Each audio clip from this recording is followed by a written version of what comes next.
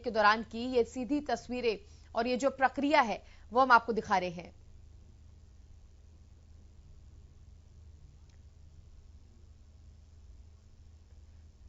तो देखिए, राष्ट्रपति चुनाव के लिए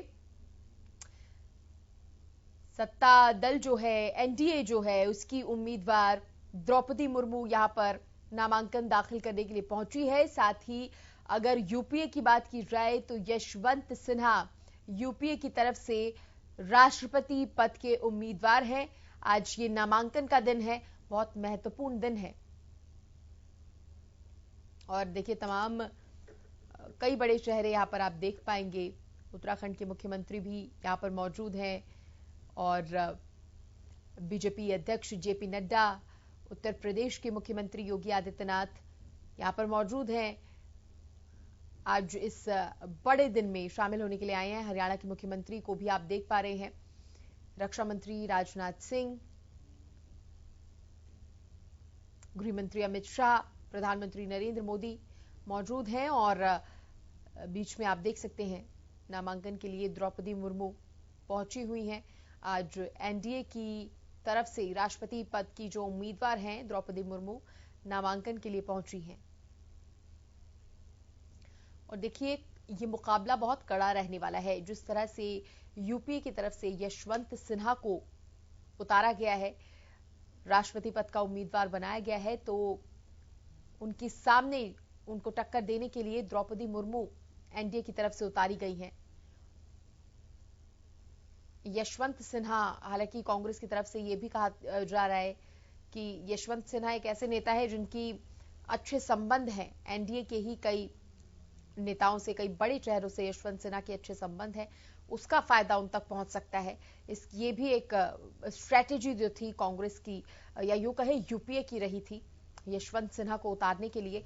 वहीं द्रौपदी मुर्मू झारखंड के आदिवासी एक वो चेहरा है, उड़ीसा से भी बिलोंग करती हैं द्रौपदी मुर्मू, तो झारखंड का तो सपोर्ट मिलेगा ही, उड़ीसा का भी उनको पूरा पूरा सपोर्ट दिया जाएगा। एनडीए के अपने तमाम जो वोट्स हैं वो द्रौपदी मुर्मू के पक्ष में जाएंगे। तो ऐसे में देखने वाली बात होगी कि नतीजे क्या रहते हैं, रिजल्ट क्या रहता है। फिलहाल आपको बता दें, यूपीए की तरफ से यशवंत सिन्हा है राष्ट्रपति पद के उम्मीदवार, तो एनडीए की तरफ से द्रौपदी मुर्मू को उतारा गया है। फिलहाल नामांकन के दौरान की ये सीधी तस्वीरें हम आपको दिखा रहे हैं, ये लाइव तस्वीरें ये चल रही हैं। प्रधानमंत्री नरेंद्र मोदी के साथ बीजेपी अध्यक्ष जेपी नड्डा मौजूद हैं। द्रौपदी मुर्मू यहां पर राष्ट्रपति पद की उम्मीदवार, आप देख सकते हैं उन्हें। रक्षा मंत्री राजनाथ सिंह है, गृह मंत्री भी मौजूद हैं, साथ ही बीजेपी शासित राज्यों के जो मुख्यमंत्री हैं वो भी पहुंचे हैं, जिनमें उत्तर प्रदेश के मुख्यमंत्री को आपने देखा, योगी आदित्यनाथ को आपने देखा, हरियाणा के मुख्यमंत्री मनोहर लाल भी पहुंचे हुए हैं। इसके साथ ही आपने उत्तराखंड के मुख्यमंत्री को भी देखा, पहुंचे हैं। आज नामांकन दाखिल किया जा रहा है द्रौपदी मुर्मू की तरफ से। तो इस कार्यक्रम में ये तमाम बड़े चेहरों को आप देख सकते हैं। बीजेपी शासित राज्यों के तमाम मुख्यमंत्रियों को इनवाइट किया गया। आज नामांकन के दौरान ये यहां पर मौजूद हैं।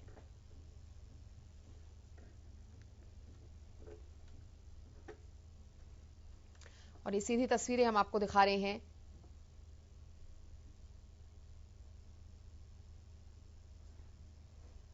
तो एनडीए की तरफ से राष्ट्रपति पद की उम्मीदवार द्रौपदी मुर्मू को आप देख रहे हैं।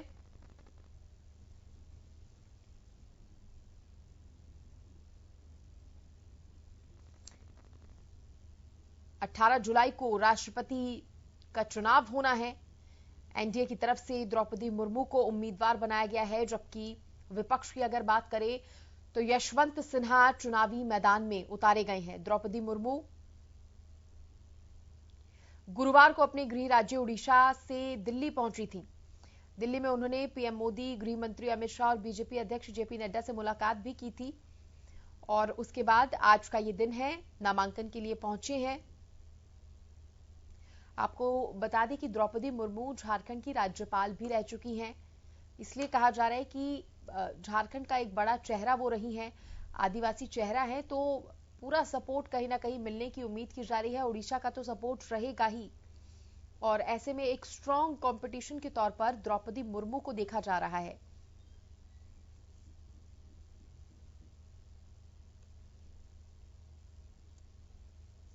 आपको बता दें कि जब द्रौपदी मुर्मू संसद भवन पहुंची तो वहां पर बीजेपी सांसदों ने उनका स्वागत किया सबसे पहले। उसके बाद द्रौपदी मुर्मू ने संसद भवन में महात्मा गांधी, अंबेडकर और बिरसा मुंडा की प्रतिमाओं को पुष्पांजलि भी अर्पित की थी। और इसके साथ ही नामांकन की प्रक्रिया शुरू हो गई। प्रधानमंत्री नरेंद्र मोदी, गृह मंत्री अमित शाह और बीजेपी शासित राज्यों के मुख्यमंत्री और केंद्रीय मंत्री और सांसद भी संसद भवन में पहुंचे हुए हैं और ये तस्वीरें जो हैं वहां से हम आपको सीधे दिखा रहे हैं। तो आपको बता दें कि द्रौपदी मुर्मू 4 सेट में नामांकन दाखिल करेंगी। द्रौपदी मुर्मू संसद भवन में बीजेपी शासित राज्यों के मुख्यमंत्रियों से मुलाकात भी करेंगी, बताया जा रहा है। उसके बाद 4 सेट में ये नामांकन दाखिल की जो प्रक्रिया है वो होती है। पहले सेट में पीएम मोदी प्रस्तावक और राजनाथ सिंह अनुमोदक होंगे और इस सेट में बीजेपी संसदीय बोर्ड के सदस्य, केंद्रीय मंत्री और राज्य मंत्री हैं। इस सेट में अभी तक 60 प्रस्तावक का नाम है और 60 अनुमोदक का, यानी इस तरह हर सेट में 120 नाम होंगे। तो ये 4 सेट रहते हैं। इन 4 सेट का नामांकन जो होता है वो द्रौपदी मुर्मू आज भरेंगी। दूसरे सेट की अगर बात करें तो इसमें जेपी नड्डा प्रस्तावक हैं। दूसरे सेट में बीजेपी अध्यक्ष जेपी नड्डा प्रस्तावक हैं। इसमें भी प्रस्तावक के तौर पर 60 नाम हैं और 60 अनुमोदक हैं। इस सेट में योगी, हेमंत बिस्वा के अलावा बीजेपी शासित सभी एनडीए के मुख्यमंत्री भी प्रस्तावक हैं। दूसरे सेट का हम जिक्र कर रहे हैं। तीसरे सेट की अगर बात करें तो हिमाचल और हरियाणा के विधायकों का है, वे ही प्रस्तावक और अनुमोदक हैं। चौथा सेट जो है वो गुजरात के विधायकों का है और वो ही प्रस्तावक हैं और अनुमोदक भी हैं। बीजू जनता दल और वाईएसआर ने भी इन सेटों पर हस्ताक्षर किए हैं। तो ये 4 सेट हैं जिनके थ्रू ये जो नामांकन की प्रक्रिया है वो होती है। और ये तस्वीरें, सीधी तस्वीरें हम आपको दिखा रहे हैं। द्रौपदी मुर्मू की अगर बात की जाए तो ओडिशा की रहने वाली है द्रौपदी मुर्मू। 18 जुलाई को राष्ट्रपति पद के लिए चुनाव होने जा रहा है। एनडीए ने द्रौपदी मुर्मू को उम्मीदवार बनाया है, जबकि विपक्ष की ओर से यशवंत सिन्हा चुनावी मैदान में है। द्रौपदी मुर्मू नामांकन के लिए पहुंची हुई हैं और ये जो सीधी तस्वीरें हैं हम आप तक पहुंचा रहे हैं। द्रौपदी मुर्मू के बारे में अगर बताया जाए तो झारखंड की राज्यपाल वो रह चुकी हैं। उनका जन्म ओडिशा आदिवासी जिले में हुआ था। आदिवासी चेहरा द्रौपदी मुर्मू मानी जाती हैं। द्रौपदी मुर्मू झारखंड की पहली महिला राज्यपाल भी रह चुकी हैं। पहली महिला राज्यपाल बनी थी द्रौपदी मुर्मू झारखंड की। 18 मई 2015 से 12 जुलाई 2021 तक झारखंड की राज्यपाल पद पर द्रौपदी मुर्मू रही थी।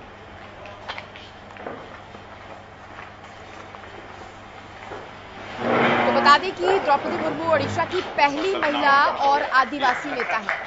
और ये देखिए तस्वीरें, सीधी तस्वीरें हम आपको दिखा रहे हैं। नामांकन दाखिल किया गया है द्रौपदी मुर्मू की तरफ से। और देखिए यहाँ पर बधाई देने का सिलसिला भी शुरू हो गया है। तमाम बड़े चेहरे एनडीए के, बीजेपी के यहाँ पर मौजूद हैं। बीजेपी शासित राज्यों के मुख्यमंत्री के साथ साथ गृह मंत्री और रक्षा मंत्री भी को आप देख रहे थे। ये सीधी तस्वीरें हम आपको दिखा रहे हैं। अब द्रौपदी मुर्मू ने नामांकन भर दिया है और उसके बाद बधाइयों का सिलसिला भी यहां पर शुरू हो गया है। मुख्यमंत्री मनोहर लाल, उत्तर प्रदेश के मुख्यमंत्री योगी आदित्यनाथ, उत्तराखंड के मुख्यमंत्री को भी आप यहां पर देख पा रहे हैं। रेल मंत्री भी यहां पर मौजूद हैं और ये तस्वीरें जो है हम आप तक लगातार पहुंचा रहे हैं। और देखिए यूपीए की अगर बात की जाए तो यूपीए की तरफ से यशवंत सिन्हा है चुनावी मैदान में। फिलहाल एनडीए की तरफ से राष्ट्रपति पद की उम्मीदवार द्रौपदी मुर्मू नामांकन दाखिल कर चुकी हैं। ओडिशा से बिलोंग करती हैं द्रौपदी मुर्मू। झारखंड में राज्यपाल वो रह चुकी हैं। 18 मई 2015 से 12 जुलाई 2021 तक झारखंड के राज्यपाल पद पर रही थी। ओडिशा की पहली महिला और आदिवासी नेता हैं द्रौपदी मुर्मू, जिन्हें राज्यपाल नियुक्त किया गया था। मुर्मू 2013 में बीजेपी की राष्ट्रीय कार्यकारिणी में एसटी मोर्चे की सदस्य भी रह चुकी हैं। 10 अप्रैल 2015 तक उन्होंने ये पद संभाला था। 2013 में ओडिशा के मयूरभंज की जिला अध्यक्ष निर्वाचित हुई थी द्रौपदी मुर्मू। 2010 में जिला अध्यक्ष भी निर्वाचित हुई थी द्रौपदी मुर्मू और अब द्रौपदी मुर्मू नामांकन कर चुकी हैं, जिसकी सीधी तस्वीरें हमने आप तक पहुंचाई हैं। द्रौपदी मुर्मू ने राष्ट्रपति पद के लिए नामांकन दाखिल कर दिया है, जिस पर ज्यादा जानकारी देने के लिए मेरे सहयोगी सुशील मेरे साथ जुड़ गए हैं। सुशील, नामांकन दाखिल किया जा चुका है यहाँ पर। बिल्कुल सृष्टि, एनडीए कैंडिडेट द्रौपदी दाखिल कर दिया है और इस 4 सेट का नामांकन पत्र दाखिल किया है, जिसमें पहले सेट में प्रधानमंत्री नरेंद्र मोदी प्रस्तावक बने हैं और उसका अनुमोदन किया है राजनाथ सिंह केंद्रीय रक्षा मंत्री ने। तो ये 4 सेट बनाए गए हैं और दूसरे सेट में जेपी नड्डा ने उसका प्रस्तावक बने हैं और उसका अनुमोदन किया है 60 लोगों ने। साथ ही तीसरे सेट में गुजरात बीजेपी ने, गुजरात के मुख्यमंत्री ने प्रस्ताव दिया है और अनुमोदक गुजरात बीजेपी बनी है। और चौथे सेट में हरियाणा मुख्यमंत्री ने प्रस्तावक की भूमिका निभाई है और हरियाणा बीजेपी के जो सदस्य हैं, जो लोग हैं, विधायक हैं, वो सब सांसद हैं, वो उन्होंने अनुमोदन किया है इसका। तो निश्चित तौर पे चारों सेट नामांकन दाखिल कर दिया गया है। देखना होगा कि नामांकन के दौरान कितने एसेट्स का इन्होंने जिक्र किया है नामांकन पत्र में, तमाम जो डॉक्यूमेंट दिए हैं उसमें कितना एसेट्स है, क्या कुछ है। और अब नामांकन के बाद माना जा रहा है कि जो प्रेसिडेंशियल जो कैंडिडेट हैं द्रौपदी मुर्मू, ये सभी चीफ मिनिस्टर्स, जो बीजेपी शासित चीफ मिनिस्टर्स हैं, उनसे मुलाकात करेंगी। तमाम केंद्रीय मंत्री वहां मौजूद हैं, उन सबसे मुलाकात होगी, बैठक होगी और प्रधानमंत्री भी उन सभी से मुलाकात करेंगे और किस तरह से इनकी जीत सुनिश्चित हो और बेहतर तरीके से हो, इस पर चर्चा की जाएगी। हालांकि सृष्टि, देखिए जिस तरह से जो प्रक्रिया है और जो स्थिति दिख रही है उसके अनुसार द्रौपदी मुर्मू की जीत तय मानी जा रही है। स्ट्रॉन्ग पोजीशन में है जो यशवंत सिन्हा है यूपीए के कैंडिडेट, उनके बनस्पत इनकी स्थिति स्ट्रांग है। और स्ट्रांग के पीछे यह भी है कि भारतीय जनता पार्टी एनडीए खुद 48% पे है और 52% की जरूरत पड़ रही थी। तो दूसरी तरफ जो नवीन पटनायक है, नवीन पटनायक की पार्टी बीजू जनता दल है, उन्होंने भी समर्थन किया है और आज उनके 2 कैबिनेट मंत्री मौजूद थे इस नामांकन प्रक्रिया के दौरान, तो वो लोग भी मौजूद थे। और दूसरा, जगन रेड्डी ने भी समर्थन कर दिया है। तो तमाम 2 दल के समर्थन आने के बाद और तमाम एनडीए के घटक दल हैं, चाहे वो जेडीयू की बात करें या तमाम दलों ने समर्थन किया है, तो निश्चित तौर पर जीत कहीं ना कहीं पक्की मानी जा रही है। और मानी जा रही है कि अब द्रौपदी मुर्मू की जीत तय है। हालांकि औपचारिक रूप से शिष्टाचार होता है मुलाकात करना, वोट मांगना, और उसके तहत वो सभी से मुलाकात करेंगी, चाहे वो जितने केंद्रीय मंत्री हैं या एनडीए के घटक दल हैं या फिर नवीन पटनायक की पार्टी है या फिर जगन रेड्डी है या तमाम देश की जितनी भी राजनीतिक दल हैं और सांसद हैं, विधायक हैं, सभी से यह वोट मांगेंगी, अपनी जीत सुनिश्चित करेंगी। लेकिन इस पूरी प्रक्रिया के दौरान, पूरी राष्ट्रपति चुनाव में सबसे, अगर हम ये कहें कि इंटरेस्ट और सबसे दिलचस्प जो वाक्य होगा सृष्टि, वो दिलचस्प वाक्य होगा जेएमएम, झारखंड मुक्ति मोर्चा, झारखंड में जिनकी सरकार है हेमंत सोरेन की, वो किधर जाए, उनके पास वही ऑप्शन साफ तौर पर दिख रहा है। और राजनीतिक गलियारों में ये मेरा आपसे सवाल भी था, क्योंकि झारखंड की राज्यपाल रह चुकी हैं, आदिवासी चेहरा भी है, तो क्या लगता है झुकाव इस तरफ होगा? नहीं, यही नहीं, देखिए सृष्टि, यही 2 कारण नहीं है, कारण और भी हैं इस पूरे मसले को लेकर। पूरे दिलचस्प का जो कारण है वो यह है कि झारखंड में 37% संथाल जाति हैं, जिस जाति से आती हैं। पहली महिला है आदिवासी महिला देश के इतिहास में जब कोई राष्ट्रपति बनने जा रही हैं। हालांकि महिला के रूप में दूसरी हैं, प्रतिभा पाटिल इससे पहले राष्ट्रपति रह चुकी है, लेकिन आदिवासी पहली महिला है। और ऐसे में जो पूरे देश में सरकार है वो आदिवासी के आदिवासी जनसंख्या पर आधारित जो सरकार है वो झारखंड में है। झारखंड मुक्ति मोर्चा जिसके हेमंत सोरेन मुख्यमंत्री हैं, वहां उनके लिए परिस्थिति यह है कि अगर वो सपोर्ट इन्हें नहीं करते। और एक और बड़ी अहम मैं देख रहा था कि जहां से मुर्मू आती हैं, द्रौपदी मुर्मू जिस इलाके से आती हैं, उसी इलाके से हेमंत सोरेन की पत्नी आती हैं, यानी दोनों एक ही इलाके से आती हैं। और इतना ही नहीं, जो शिबू सोरेन रहे हैं, शिबू सोरेन के बेहद खास मानी जाती हैं द्रौपदी मुर्मू। और ऐसे में सबसे दिलचस्प इसलिए भी माना जा रहा है कि अब जेएमएम किस तरफ जाएगा, क्या गठबंधन धर्म निभाएगा जेएमएम और जो यूपीए के प्रत्याशी हैं यशवंत सिन्हा उनको वोट करेगा, या फिर अब उनकी राजनीति, जेएमएम की राजनीति जिस कम्युनिटी पे आधारित है, या झारखंड में सबसे ज्यादा जो कम्युनिटी है, उन कम्युनिटी की पहली महिला जिसपे देश में खुशी की लहर है और उनको अपना समर्थन देंगे या उनको देंगे, ये देखने वाली बात होगी। हालांकि देखिए जैसे ही एनडीए ने एक कैंडिडेट बनाया, निश्चित तौर पे यूपी ने बड़ी सोची समझी रणनीति के तहत यशवंत सिन्हा को अपना कैंडिडेट बनाया था, लेकिन जैसे ही भारतीय जनता पार्टी एनडीए की तरफ से यह कैंडिडेट के तौर पे नाम द्रौपदी मुर्मू का सामने आया, निश्चित तौर पे एक टफ कंपटीशन उस वक्त देखी जा रही थी। और अब कंपटीशन जैसे ऐलान हुआ और नवीन पटनायक ने जैसे घोषणा कर दी, जेडीयू ने समर्थन की घोषणा कर दी, जगन रेड्डी ने समर्थन की घोषणा कर दी, राजस्थान के यहाँ तक के 5 विधायक हैं जो आदिवासी कम्युनिटी से हैं, वे लोग भी यहाँ आए थे और समर्थन की उन्होंने बात की। तो तमाम जिस तरह से समर्थन मिल रहे हैं उससे साफ माना जा रहा है कि जो कैंडिडेट है एनडीए की द्रौपदी मुर्मू, इनका जीतना बिल्कुल तय है, कोई स्ट्रॉन्ग फाइट नहीं रह गया।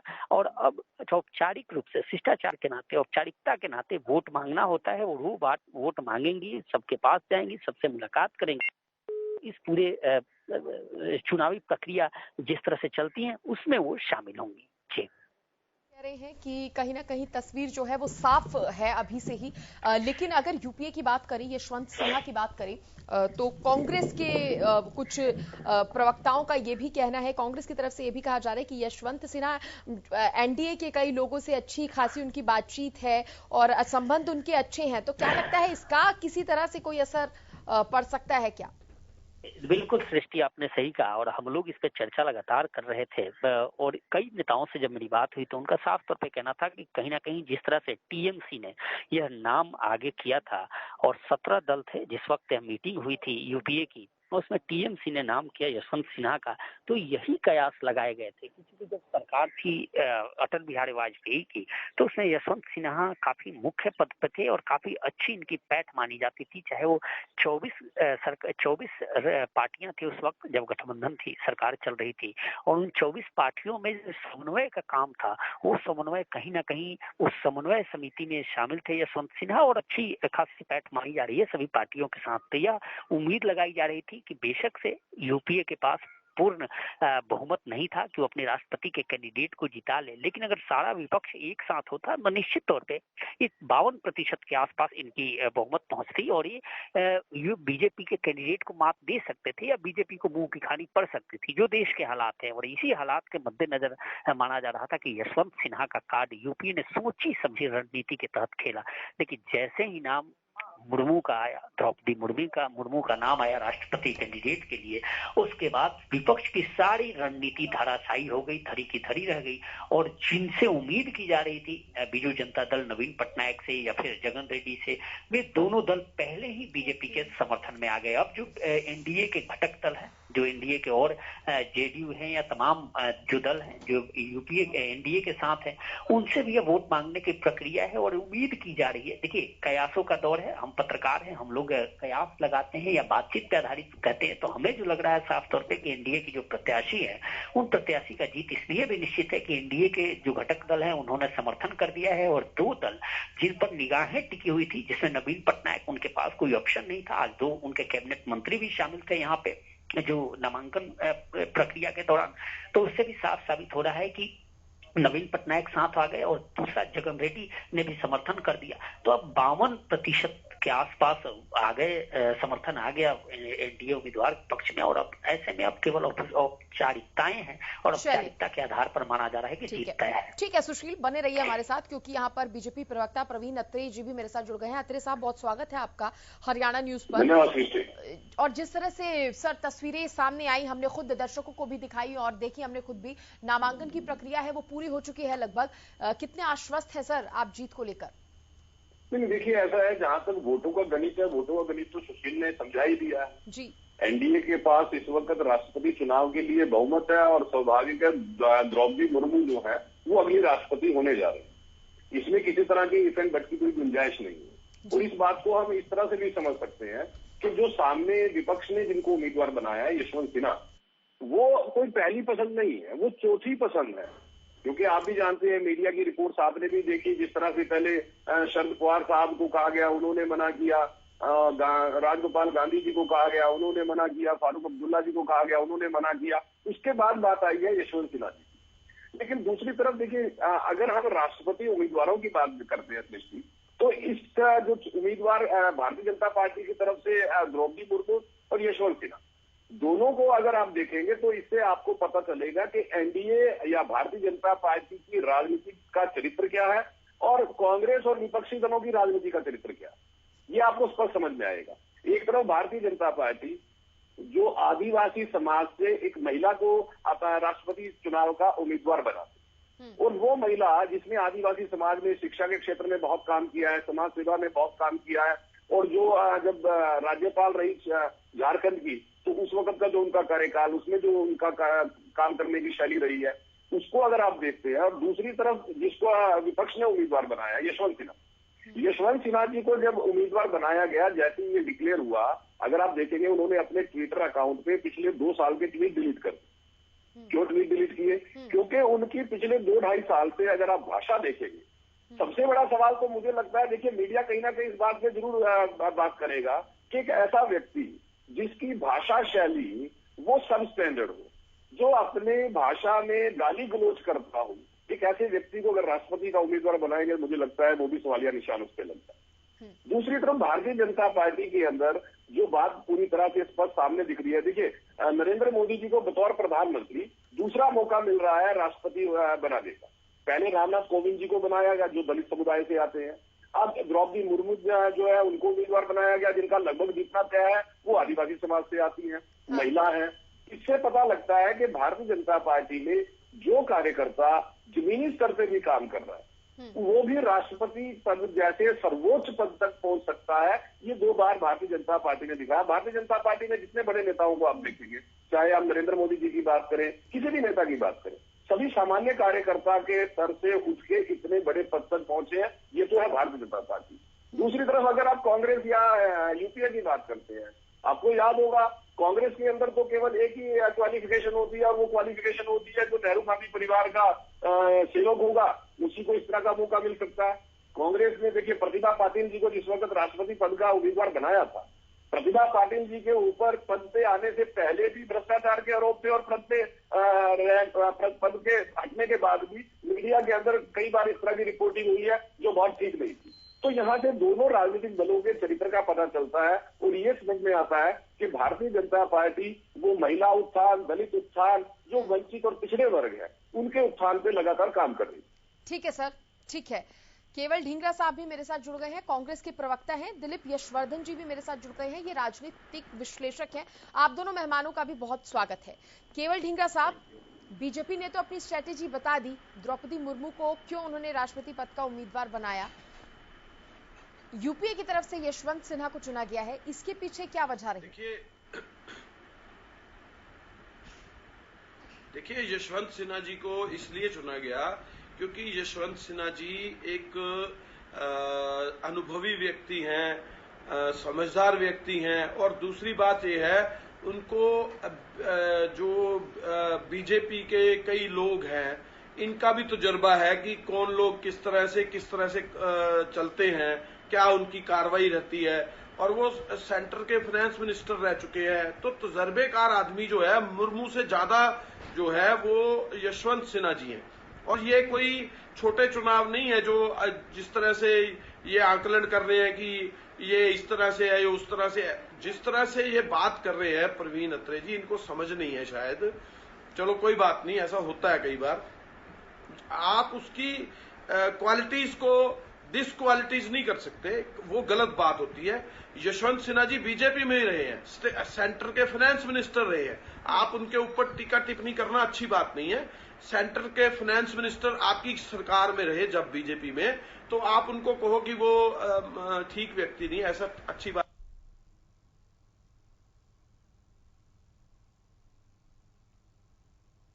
बीजेपी के प्रेसिडेंट थे, वो पैसे लेते हुए पकड़े गए, और पैसे लेते हुए क्या उन्होंने बीजेपी ने कोई कार्रवाई की थी उनके खिलाफ? कोई हुई कार्रवाई? ये ऐसे बातें नहीं करनी चाहिए। ये राष्ट्रपति पद का उम्मीदवार हैं दोनों, इनको कोई भी जीतेगा, कोई बात नहीं है, इलेक्शन है, इलेक्शन में कोई भी एक जीतता है एक हारता है। हो सकता है कि मुर्मू जी हार जाए, फिर क्या लेके बीजेपी या अपना मुंह छुपाएगी? इस करके ऐसे बात नहीं करनी चाहिए। नेचुरली जी, वोटिंग में आप बताइए, अब बीजेपी हाल ही में नगर परिषद, नगर निकाय में हारी, तो हारी ना, हार का मुंह देखना पड़ा ना इनको। लेकिन ये अपने आप में आश्वस्त है कि हम जीत गए। बीजेपी हारी सर 800 नगर पालिका में। एक सेकंड नगर पालिका में 66 सीटें आई, 888 सीटों में 888 नगर पालिकाओं में और आपने जहां 66 सीटें, वहां तो आप बिल्कुल साफ हो गए। तो आप इस तरह का अगर झूठ चैनल पे बोलेंगे ढींगरा जी तो वो ठीक नहीं है। देखिए बीच में मत कल्पना के सागर में गोते लगाना बंद बीच में मत बोलिए। आपका नगर निकाय चुनाव में एक मिनट सुनो, विपक्ष कहीं नजर नहीं आया। सुनना बहुत अच्छा होता है। सुन लीजिए आप अपनी बारी में जरूर बोलना। बीजेपी को ये आदत है, तो कैसे बात बीजेपी को ये आदत है दूसरे के बीच में बोलना नहीं है। यहाँ बोलने का क्या मतलब है? राष्ट्रपति चुनाव बोलो। ठीक है केवल जी, अगर आपने अपनी बात रख दी तो बोलो। ठीक है सर, केवल जी अगर आपने बात रख दी तो मैं 800 एक मिनट सुनिए। ठीक है, अरे सुन तो लीजिए, मेरी बात तो पूरी होने नहीं देते। बीच में जब ये बोल रहे थे तब हमने रोका क्यों नहीं इनको? अब सुनिए ना मेरी बात। ठीक है सर, 888 नगर पालिकाओं में से 66 लोग जीते, सिर्फ 888 नगर पालिका इंडिपेंडेंट जीती। फिर जीत की बात करते हैं। केवल जी आप नगर पालिका को कहां से ठीक बोल रहा हूँ। आप हारे हुए को जीता बना देते हो, अभी तो चर्चा की शुरुआत हुई थी, आप नगर पालिका को करिए आप। सर रुकिए, मैं आपको फिर कह रहा हूँ, राष्ट्रपति उम्मीदवार दोनों हैं केवल जी, और आप हार के बाद मुंह छुपाएंगे। मैं बता रहा हूँ केवल साहब, आप हारेंगे और फिर मुंह छुपाएंगे। चलिए देखिए ये है ना, अपनी निकाय चुनाव में हार को स्वीकार नहीं कर रहे हैं। मैं ये कहना चाहता हूँ, चुनाव में राष्ट्रपति पद के उम्मीदवार में उसके बावजूद 2 जने लड़ रहे हैं में गोते लगा रहे हैं। और मैं आपको ये बात जरूर आश्वस्त से कहना चाहता हूँ, की जीत सामने दिख रही है, उसके बावजूद कैसी बातें कर रहे हैं कांग्रेस के प्रवक्ता? ये फिर बीच में बोले, कैसे बोल लेते हैं भाई? ये फिर बीच में बोलते हैं। इतना हौसला कहाँ से लाते हैं? केवल बीजेपी मेरा एक छोटा सा सवाल है, केवल सराहना करती है कि इस बात की कि आप पीछे बीच में बोलो। कांग्रेस हौसला आपको मिलता कहाँ से है? कांग्रेस प्रवक्ता के बीच में बोलने के बीजेपी आपको कोई एक्स्ट्रा कोई आप राष्ट्रपति चुनाव की जो बात कर रहे हैं, आप कोई एक्स्ट्रा आपको कोई चीज देती है क्या? बीजेपी कांग्रेस के प्रवक्ता के बीच में बोलो, पब्लिक सुन रही है ना आपको। कांग्रेस के प्रवक्ता की बोलने की बारी आई तो बीजेपी वाले बोलने शुरू कर देते हैं। ठीक है सर, ठीक है। इस दिलीप यशवर्धन जी, ये जो कंपटीशन है, ये जो मुकाबला है, ये कितना कड़ा है? क्या है? फिर मैं डिबेट से जाता हूं। सिन्हा है, अगर ऐसी बात करनी है तो मैं डिबेट छोड़ता हूं। अरे केवल साहब अब क्यों नाराज हो गए? चलिए ठीक है दिलीप जी, मैं आपसे जानना चाहूंगी ये जो मुकाबला है इसे कितना कड़ा माना जाए? एक तरफ यशवंत सिन्हा है, तजुर्बेदार हैं, ये सभी जानते हैं, दूसरी तरफ द्रौपदी मुर्मू है, आदिवासी चेहरा भी ये है, साथ साथ झारखंड से तो कहीं ना कहीं ये जिस तरह से राज्यपाल रही हैं उसका एक फायदा माना जा रहा है कि हो सकता है। दूसरा ओडिशा से भी ये बिलोंग करती हैं। बहुत सोच समझकर बीजेपी ने उन्हें उतारा है। कितना कड़ा मुकाबला आप इसे मान रहे हैं? सृष्टि जी, एक तो आप केवल जी को पूरा मौका दे दिया करिए बोलने के लिए, बेचारे अक्सर नाराज हो जाते हैं इसी बात पे कि उनको मौका नहीं मिलता। सर उनको पूरा मौका मिला, लेकिन निकाय चुनाव पर आएंगे तो कैसे सर चर्चा कंटिन्यू करेंगे? नहीं, मैं मजाक कर रहा हूँ, वो हमेशा ही शिकायत करते हैं जी। सृष्टि जी, जब हम किसी इलेक्शन में हार और जीत की बात करते हैं तो हमको उस इलेक्शन के नेचर को भी समझना होता है। यहाँ जो इलेक्शन जिस पर आज हम चर्चा कर रहे हैं, राष्ट्रपति का जो चुनाव है, राष्ट्रपति का चुनाव पहली बात तो पब्लिक का चुनाव नहीं है। इसमें डायरेक्ट हमारा जनतंत्र इन्वॉल्व नहीं होता है, बल्कि जनतंत्र के जो चुने हुए प्रतिनिधि होते हैं विधानसभा में, लोकसभा में, वो वोट करते हैं। और ये बड़ा कैलकुलेटिव चुनाव होता है। यहाँ पर कैंडिडेट को उतारने से पहले ये पता चल चुका होता है कि जीतने वाला कौन है, क्योंकि या तो नेक टू नेक फाइट हो, लेकिन नेक टू नेक फाइट है या नहीं है इस बात से पता चलता है कि जो सरकारें हैं, जो प्रपोजर्स हैं, जो पार्टी कैंडिडेट को प्रपोज कर रही है, उसके कितने एमपी हैं राज्यसभा में और लोकसभा में, और कितने राज्यों में उसकी सरकार है जहां पर उसके एमएलए और एमएलसी बैठे हुए हैं। तो इस समय भारतीय जनता पार्टी लोकसभा में भी मजबूत है, प्रचंड बहुमत से है, राज्यसभा में भी 100 के प्लस उसके मेंबर्स हैं, कई स्टेट्स में उसकी सरकार है, एमएलसी उसके हैं। तो जिसके जितने ज्यादा जनप्रतिनिधि हैं वो चुनाव जीत ही जाएगा, इसमें कोई सवाल नहीं है या कोई मुकाबले की बात नहीं है। क्योंकि यहां पर हम कॉम्पिटेंसी पर बात कर ही नहीं सकते हैं, क्योंकि जनता को नहीं चुनना है। और यहां पर जो कैंडिडेट है वो अपनी कैंपेनिंग नहीं करता है, बल्कि पार्टी जो उसको सपोर्ट कर रही है वो पार्टी कैंपेनिंग करती है। और यहाँ कैंपेनिंग भी 1 to 1 होती है, यानी कि जो पार्टी है वो अपनी पार्टी के चुने हुए प्रतिनिधियों को आदेश कर देती है कि आपको इन्हें वोट करना है। एक आधा केस ऐसा होता है जहां पर बगावत होती, जैसे अभी आपने हरियाणा के केस में देखा था, जहां पर कुलदीप बिश्नोई जी ने बगावत कर दी थी एक राज्यसभा के चुनाव में। तो ये जो राष्ट्रपति का चुनाव है, ये मान के चले कि 99.99% द्रौपदी जी के खाते में ही जाना है। 0.1% जब तक रिजल्ट नहीं आता तब तक हम कुछ कह नहीं सकते। लेकिन यहाँ कंपटीशन नहीं है, क्योंकि इस समय भारतीय जनता पार्टी के पास उसके अपनी पार्टी के कैंडिडेट्स बहुत सारे हैं जिन्हें वोट करना, और वो वोट करेंगे। ठीक है, ठीक है। केवल ढींगरा जी भी हमारे साथ जुड़ेंगे थोड़ी देर में, लेकिन इस बीच प्रवीण अत्रे जी मैं आपसे जानना चाहूंगी, क्योंकि अब आपने कहा कि स्ट्रॉन्ग कंपटीशन है, कहीं ना कहीं द्रौपदी मुर्मू एक स्ट्रॉन्ग कंपटीशन के तौर पर उतर कर आ रही हैं, लेकिन इसको आप किस तरह से देख रहे हैं? केवल ढींगरा साहब, वेलकम बैक सर। सर, इस तरह से नाराज होकर मत जाया कीजिए, आप विपक्ष की आवाज है सर, विपक्ष की आवाज का नाराज होना सर ऐसा है। केवल जी एक बात है, आपको डिबेट करने के थोड़े से नियम सीखने चाहिए। आपने जब एक आदमी बोल रहा है तो आप बीच में इनको क्यों बोलने दे रहे? फिर सर देखिए ना, जब एक आदमी को आपने बोलने का टाइम दे दिया तो बीच में दूसरे आदमी को क्यों बोलने देते आप? सर देखिए, मैं रोक सकती हूँ सिर्फ। जब आपने मेरे से सवाल पूछा तो प्रवीण अत्रे जी बीच में क्यों बोले? केवल जी, मैं रोक सकती हूँ, मैं इससे ज्यादा कुछ नहीं कर सकती। क्यों नहीं कुछ कर सकते आप डिबेट चला रहे हो, आपको यही नहीं पता आप क्या कर सकते हो? सर मैं रोक सकती हूँ, इससे ज्यादा मैं क्या कर सकती हूँ? आप निकाय चुनाव आपने कब रोका प्रवीण अत्रे जी को? केवल जी अब आप ठीक है, आप नाराज आपने प्रवीण अत्रे को अरे निकाय मैं अपने वर्ड में कुछ मर्जी बोलूं, आपने प्रवीण अत्रे जी को बीच में क्यों बोलने दिया? मैं ये पूछ रहा हूँ आपसे। आप समझ नहीं, डिबेट के नियम ही नहीं समझते आप। चलिए सर, आपको मैं पहले मौका दे देती हूँ सर, आप अपनी बात पूरी कर लीजिए, नाराज मत होइए, उसके बाद मैं प्रवीण अत्रे जी से कर लूंगी सवाल। केवल जी बोलेंगे, ये टाइम खराब करेंगे, इससे ज्यादा क्या होगा? नहीं, हम देखिए, एक सौहार्दपूर्ण सिस्टम होता है। अत्रे जी मेरे से आज से डिबेट नहीं कर रहे, कई सालों से कर रहे हैं, लेकिन एंकर का भी तो कोई नियम होता होगा ना। सर आप अपनी बात रखिए ना, अब आपको मौका दे तो रही हूँ सर। सर आप विपक्ष की आवाज है, ऐसे नाराज होकर मत जाइए। देखिए बात ये है, सुनिए, यशवर्धन जी ने भी अपनी बात कह ली, प्रवीण अत्रे जी ने भी कह ली, आपने भी मान लिया। अगर कल कोई इलेक्शन में हार गए तो तीनों अपना मुंह छुपाते फिरेंगे। आप मेरी बात सुनिए,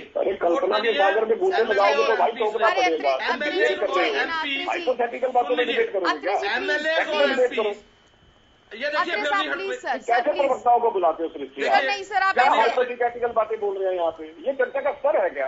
हाइपोथेटिकल बात कर रहे हो? अरे फैक्ट पे बात कर लो। नहीं प्रवीण अत्रे जी रुक, सर आप अपनी बारी पे बोलिए। फिर बीच में सर आप अपनी बारी पे बोलना। केवल जी शांति से सुन रहे थे, उनको बोलने दीजिए, बहुत देर से वो शांति से सुन रहे थे। केवल जी देखिए बात ये है, एमएलए और एमपीज ने वोट देना है। आज की डेट में भारतीय जनता पार्टी के साथ एनडीए के कहीं कुछ नहीं रहा, सिर्फ एक नीतीश कुमार है, वो भी अंदर से बिगड़े हुए हैं। उनको भी वोट कहां जाएगी इनको नहीं पता। और मैं आपको सारे देश में कह रहा हूं, जिस तरह से इन्होंने पूरे देश में आतंक मचा रखा है, यहां से एमएलए उठा के वहां ले गए, वहां से एमएलए उठा के वहां ले गए, ये पूरे देश में आतंक बीजेपी ने फैला रखा है। इससे लोग जो हैं, चाहे एमएलए है चाहे एमपी हैं, वो वोट जो चुप करके देंगे, उन्होंने कोई दिखा के वोट नहीं देनी है। और जिस समय वो वोट देंगे तो वो वोट कहां जाएगी ये इनको पता भी नहीं लगना। और मैं आपको फिर बता रहा हूं, ये कहने में बहुत अच्छा है कि मुर्मू जी जीत जाएंगी, लेकिन अगर वो हार जाएंगी तो कहां जाएंगे? और मैं आपको फिर कह रहा हूं एलानिया कि इसके अंदर, इस चुनाव के अंदर सौहार्दपूर्ण चुनाव होता है। बड़े बड़े राष्ट्रपति सबसे बड़ी पोस्ट है, उसके बीच में जो लोग वोट करेंगे वो ये सोच के करेंगे कि कौन सा उम्मीदवार आना चाहिए, जो अनुभवी होगा वो आना चाहिए, या जो कितना अनुभवी होगा वो आना चाहिए। मैं आपको फिर बात वही कहता हूं, जिस तरह से भारतीय जनता पार्टी और आरएसएस ने देश में आतंक मचाया है, ये लोग हारेंगे। केवल जी आप कह रहे हैं कि ये कहने में बहुत अच्छा है कि द्रौपदी मुर्मू जीत जाएंगी, लेकिन क्या आप नहीं कह रहे कि यशवंत सिन्हा जीतेंगे? आप नहीं कह रहे 100% जीतेंगे यशवंत सिन्हा, मैं ये कहना चाह रहा हूँ आपको। तो जैसे जब आप यशवंत सिन्हा तो जीतने की बात कर सकते हैं, तो बीजेपी द्रौपदी मुर्मू के जीतने की बात क्यों नहीं कर सकती? कर सकते हैं ना, मैं इन्हीं की बात कह रहा हूं कि कल इनको मुंह छुपाना पड़ेगा जब वो हार गए। तो मैं आपको ये कह रहा हूं कि बीजेपी की वोट भी बीजेपी को नहीं मिलने वाली इस मामले में।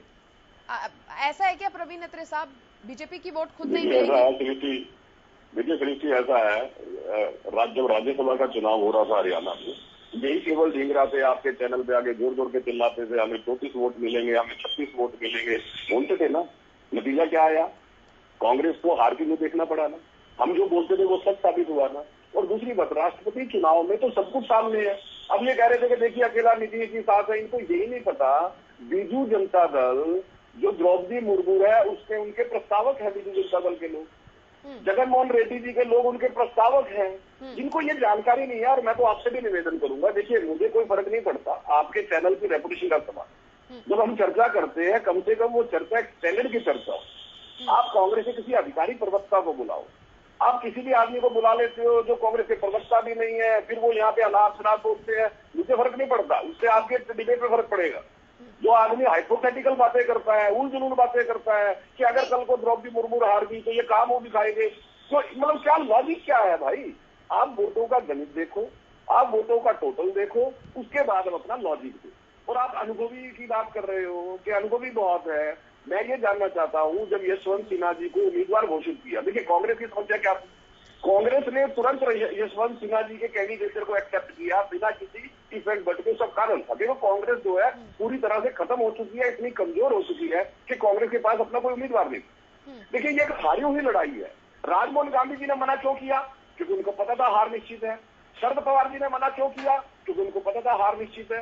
फारूक अब्दुल्ला ने मना क्यों किया? क्योंकि उनको पता था हार निश्चित है। अब इनको एक ऐसा आदमी चाहिए था को लड़ सके, वो इन्होंने किसको पकड़ा? यशवंत सिन्हा को। और यशवंत सिन्हा जी के अगर आप राजनीतिक इतिहास को देखेंगे, यशवंत सिन्हा जी को केवल लाइमलाइट चाहिए, जानते वो भी हैं कि ये हारी हुई लड़ाई है, इसमें जीतने का कोई ऑप्शन ही नहीं है, लेकिन लाइमलाइट चाहिए, ये हर आदमी का एक स्वभाव होता है।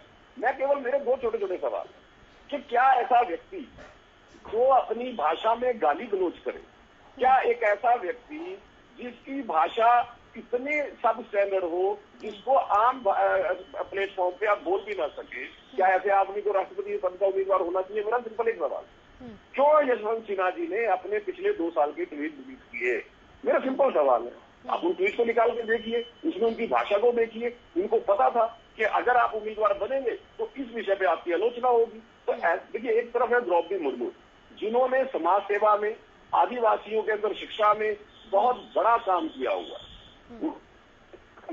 समाज सेवा का काम किया हुआ है। और दूसरी तरफ जो उम्मीदवार है उनके बारे में मैं बता ही चुका हूँ।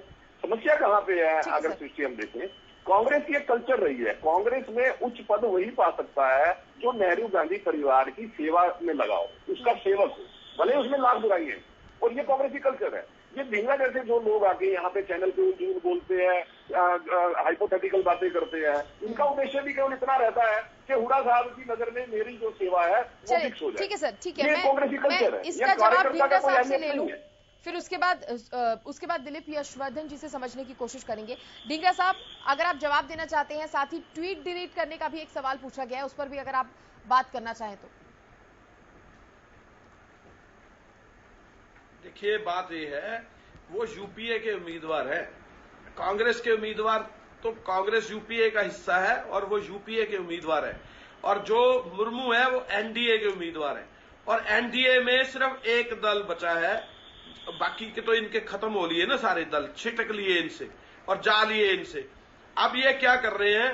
जबरदस्ती योजना बना रखी है इन्होंने, शिवसेना को जबरदस्ती बीजेपी में शामिल करने की योजना है। अभी ये इसी तरह से और जगह पे भी इन्होंने, जैसे अपना गोवा में गए थे, वहां पे कांग्रेस की सरकार जीती थी, इन्होंने धड़ पकड़ से योजना करके वहां पे अपनी सरकार जबरदस्ती बनाई। अरुणाचल में भी ऐसे ही किया।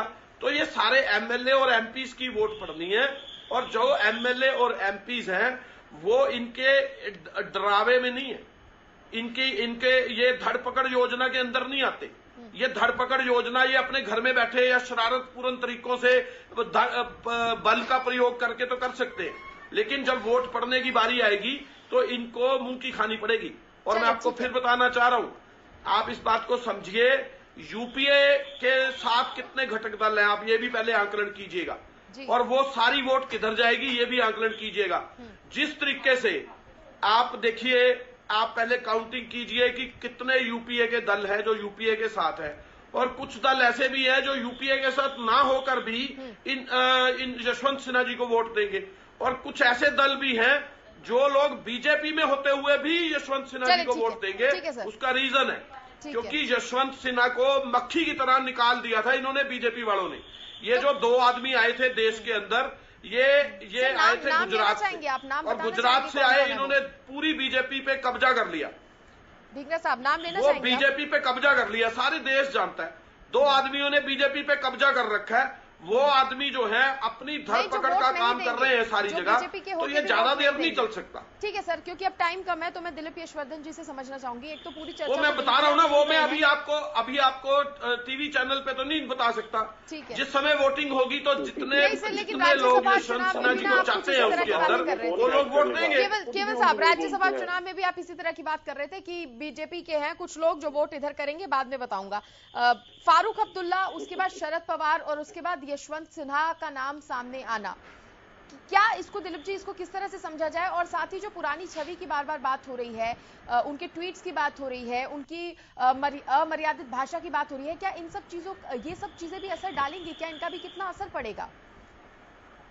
कोई असर नहीं पड़ेगा सृष्टि जी, कोई असर नहीं पड़ेगा। ये पब्लिक का चुनाव नहीं है। पब्लिक जब ऐसे कैंडिडेचर को एक्सेप्ट कर लेती है जो क्रिमिनल बैकग्राउंड का है, जिसकी छवि बहुत खराब है, वो आम चुनावों में जीत जाता है। यहाँ तो पब्लिक से कोई मतलब ही नहीं है। यहाँ तो मैंने कहा पार्टी ही प्रमोशन करती है, पार्टी के लोगों को ही वोट डालना होता है। और यशवंत सिन्हा जी आज एनडीए में नहीं है, इसलिए पूरे हो गए हैं। जब ये भारतीय जनता पार्टी का हिस्सा थे तो यही काबिल थे और यही अच्छे थे।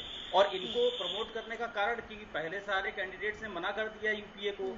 यशवंत सिन्हा जी एक काबिल कैंडिडेट हैं, प्लस ये भाजपा में रह चुके हैं, भाजपा की रणनीति जानते हैं और भाजपा के लोगों से उनके व्यक्तिगत संबंध हैं। दिलीप जी, तो यहाँ पर बार बार कांग्रेस की तरफ से भी कहा यह जा रहा है क्योंकि एनडीए में कुछ लोगों से अच्छे संबंध है यशवंत सिन्हा के, तो उनका कहीं ना कहीं फायदा मिल सकता है उन्हें।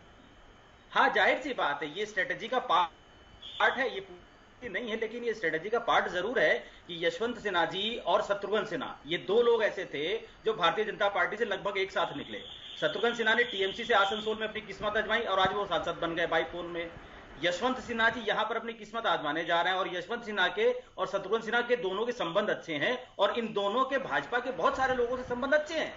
यूपीए ने यही स्ट्रेटेजी अपना स्ट्रेटेजी का पार्ट बनाया कि अगर यशवंत सिन्हा को खड़ा कर दिया जाए तो यशवंत सिन्हा काबिल आदमी भी है। देखिए, अगर आप कॉम्पिटेंसी करेंगे तो कॉम्पिटेंसी में नो डाउट यशवंत सिन्हा द्रौपदी मुर्मू से ज्यादा कॉम्पिटेंट है, इसमें कोई दो राय नहीं। और इनके संबंध यहां भारतीय जनता पार्टी में लोगों से व्यक्तिगत हैं, तो हो सकता है 2-4 वोट का फर्क पड़ जाए, लेकिन जीतने के चांसेस तब भी बहुत कम है। चलिए ठीक है, क्योंकि मेरे सहयोगी सुशील मेरे साथ इस चर्चा में अभी जुड़े हैं, तो सुशील आप अपना ओपनिंग और क्लोजिंग दोनों कमेंट दे दीजिए, फाइनल भी। बिल्कुल चर्चा की जा रही थी कि एनडीए के घटक दल कितने हैं और यूपीए के कितने हैं। तो एनडीए की उम्मीदवार हैं मुर्मू और इस वजह से माना जा रहा है कि मुर्मू का जीत तय है। चूंकि दोनों के वोट परसेंटेज की बात करें तो एनडीए की वोटिंग जो है क्षमता है, जो एनडीए 48% के साथ खड़ी है और पूरा यूपीए के साथ सारी विपक्ष अगर एक साथ आ जाए तब 51% पे जाते हैं। और यही आंकड़ा था जिस आंकड़े को लेकर कहीं ना कहीं एनडीए को, भारतीय जनता पार्टी को डर था कि अगर राष्ट्रपति का कोई ऐसा कैंडिडेट, राष्ट्रपति पद के लिए कोई ऐसा कैंडिडेट आया जिसपे अगर पूरा विपक्ष एक साथ आ गया तो निश्चित तौर पे एनडीए को हार का सामना करना पड़ सकता था। और जब यूपीए ने यह गेम खेला और गेम के तहत, रणनीति के तहत यशवंत सिन्हा जो कहीं ना कहीं घटक दलों, जो एनडीए के अभी फिलहाल में घटक दल 35 है और यूपीए के पास 28 घटक दल हैं, यानी यूपीए 28 दलों के गठबंधन के साथ है और जो एनडीए है वो 35 दलों के साथ है। हाँ। ऐसे में यूपीए ने जब इस तरह से कैंडिडेट यशवंत सिन्हा को उतारा, उसके बाद एनडीए ने एक रणनीति के तहत मुर्मू पर दाव लगाया, द्रौपदी मुर्मू, और द्रौपदी मुर्मू के कैंडिडेट बनने के साथ साथ जो 35 घटक दल हैं एनडीए के वो तो साथ हैं ही, उनमें से कई दलों ने हामी भर दी, खुले तौर पर समर्थन दी। और 2 दल जो बीजू जनता दल के हैं, वो नवीन पटनायक उन्होंने समर्थन कर दिया, साथ ही जगन रेड्डी ने भी कर दिया, तो 2 दल और साथ आए गए। तो ऐसे में अगर आंकड़ा देखें तो ये 51% बैठता है और 51% जाते ही यह मुर्मू की जो जीत है इसलिए तय है। जो राजनीतिज्ञ पंडित हैं, गणितज्ञ हैं, वो यही आंकड़ा मान रहे हैं और इसी आंकड़े के सहारे इंडिया की प्रत्याशी का जीत तय माना जा रहा है। और सभी मेहमानों का बहुत बहुत शुक्रिया इस चर्चा में जुड़ने के लिए और अपनी बात रखने के लिए। तो देखिए, नामांकन की प्रक्रिया तो हो चुकी है, अब चुनाव होने का और उसके बाद रिजल्ट का इंतजार है। फिलहाल इसी के साथ इस खास कार्यक्रम में इतना ही। आप देखते रहिए हरियाणा न्यूज। नमस्कार।